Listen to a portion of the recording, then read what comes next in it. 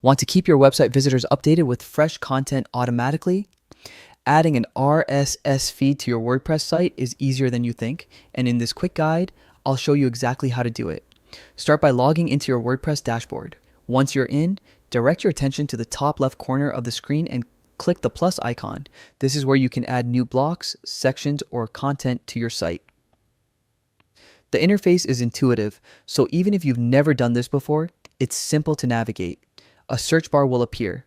Type RSS here. This will filter the blocks and show the ones specifically designed for displaying an RSS feed. Click on it, and the block will be added to your page. Now, you can configure it to display the feed you want. Enter the RSS feed URL and adjust the settings to your preference, such as the number of posts to display or whether to show the author and date.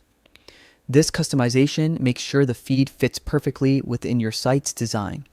Once you're happy with how it looks, go to the top right corner of your screen and click Save.